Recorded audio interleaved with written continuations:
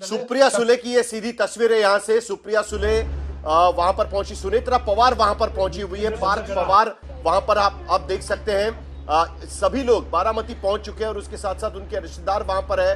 अजीत पवार का जाना एक बहुत बड़ा झटका पवार परिवार के लिए। अजीत पवार के पिता, शरद पवार के छोटे भाई, शरद पवार के बड़े भाई अजीत पवार के पिता दरअसल फिल्म इंडस्ट्री में थे, लेकिन अजीत पवार ने अपने चाचा की राह चुनी और उनके साथ वहां का लोकल पॉलिटिक्स में सबसे पहले वो वहां पर आए और उसके बाद शरद पवार की उंगली पकड़कर एक तरीके से महाराष्ट्र की राजनीति में उन्होंने कदम रखा था। शरद पवार के राजनीतिक वारिस एक तरीके से अजीत पवार ही माने जाते थे तब तक जब तक पार्टी में फूट पड़ी और भारतीय जनता पार्टी के साथ जाना है या नहीं जाना, इस मसले पर यह फूट पड़ी। सुप्रिया सुले सांसद है बारामती की, आप देख सकते हैं कि फूट फूट कर रो रही है। जाहिर सी बात है कि पवार परिवार के लिए यह बहुत बड़ा झटका है। अब तक अजीत पवार 2022 में जब दोनों राजनीतिक दृष्टि से दोनों अलग हुए थे, परिवार में भी काफी हद तक दरार पैदा हुई थी।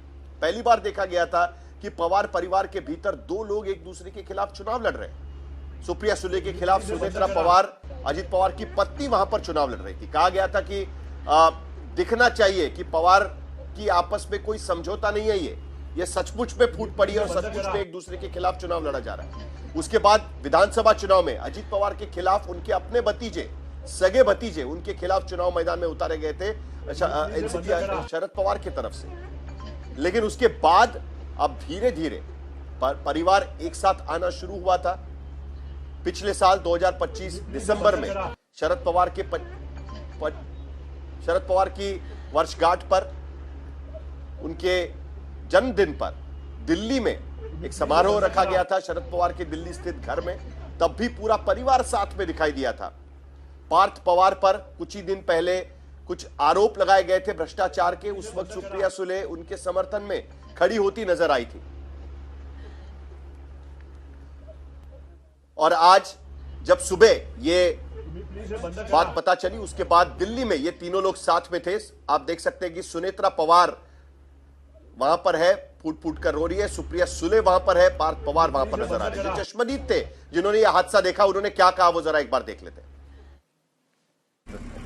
पहिल्यांदा ते आलेलं विमान आणि पहिल्यांदा असं वरून गेलतं तेव्हा ते चांगलं होतं। नंतर आम्ही घराच्या बाहेरच होतो, आम्ही गुरांना खायलाही टाकलं आणि घरानंतर आलो तर आम्ही बाहेर होतो आणि ते विमान गेलेलं असं खालून आलेलं आणि खालून असं ते खालून आलं आणि ते बरोबर वरती जायचं, ते असं खाली त्याला अटॅक झालं। ते बरोबर म्हणजे 8:45 तेव्हा वाजलेल्या आणि त्याचा म्हणजे आम्ही पाहिलं, पण एवढा मोठा त्याचा असा स्फोट झाला ना की आमच्या घरापर्यंत आला, असं ते फिरलं आणि खालीच क्रॅक झालं। ते धावपट्टीवर गेलंच नाही, तसं असं जाग्यावर त्याचा स्फोट झाला। आम्ही एवढं घाबरलो, तरी पण म्हणजे ते आले वरून पोलीस ही, मग आम्ही गेलो 15 मिनिटं थांबले। मग आम्ही घरून तरी पण आम्ही पाणी आणलं, बादली पाणी घेऊन आलो, त्यांच्यापाशी पाणी दिलं, भिजवलं आणि ती बॉडी अशी साईडला पडलेली आणि त्यांचं मुंडकं ही पूर्ण म्हणजे साईडला होतं आणि अशी निम्मी बॉडी होती, ती आम्ही पूर्णपणे पाहिलेली बॉडी। आणि नंतर ते म्हणले कापड वगैरे, मग आम्ही ब्लँकेट ही सगळं गुंडाळायला दिली आणि तसं झाल्यानंतर 15-20 मिनिटांनी मग ते गाडी आली आणि ते बॉडी अशी गुंडळून नेली। वो प्लेन ठीक से चल रहे नहीं था, ऐसा लग रहा था प्लेन क्रैश हो जाएगा, ऐसा नीचा इतना नीचा गया कि वो गांव में गिर जाएगा ऐसा लग रहा था। लेकिन वो एयर ट्रैप पे आ गया, लेकिन उस एयर ट्रैप पे उतरा नहीं, बाजू में क्रैश हो गया। तो ऐसा लगा रहा कि ये पायलट ट्रेनिंग सेंटर है, कारवार एविएशन और रेड बर्ड एविएशन, दोनों पायलट ट्रेनिंग सेंटर के जो एरोप्लेन होते हैं छोटे वाले, वो ट्रेनिंग वाले, वो गिरते हैं बहुत बार, 2-3 बार हमने देखा है। तो ऐसा लगा कि उसका ही विमान गिर गया, हमें लगा नहीं कि दादा का विमान है ये, लेकिन हमें लगा कि ये पायलट ट्रेनिंग वाले का विमान गिर गया, हमें ऐसा लगा।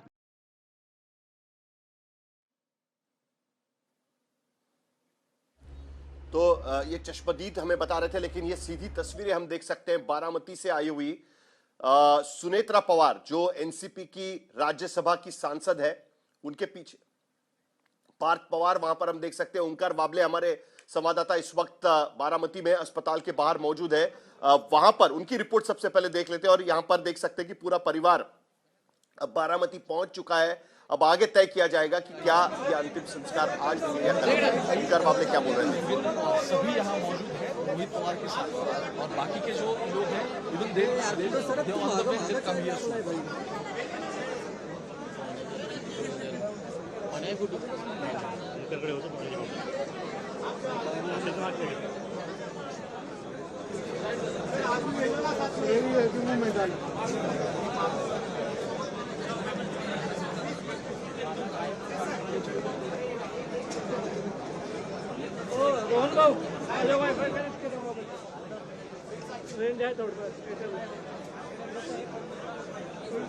ओमकार बाबले, ओमकार आपको अगर मेरी आवाज आ रही है, ओमकार अगर आपको मेरी आवाज आ रही है, क्योंकि वहां पर अब भीड़ बढ़ती जा रही है, पुलिस को भी उस भीड़ को कंट्रोल करना मुश्किल हो जाएगा।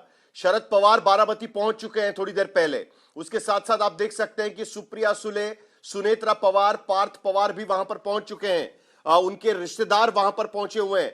शरद पवार के बाकी भाई और रिश्तेदार भी वहां पर है। उसके साथ साथ काटेवाड़ी जो इलाका है जहां पर अजीत पवार का बारामती के भीतर पुश्तैनी घर है, वहां पर भी लोगों का इकट्ठा होना शुरू हो चुका है। बारामती के भीतर अंतिम संस्कार की तैयारियां भी वहां पर चल रही है। काटेवाड़ी में जो अजीत पवार का की खेती जहां पर थी, वहां पर हो सकता है कि ये किया जाएगा। ये बाकी पवार परिवार के बाकी लोग भी आप देख सकते हैं इन तस्वीरों में।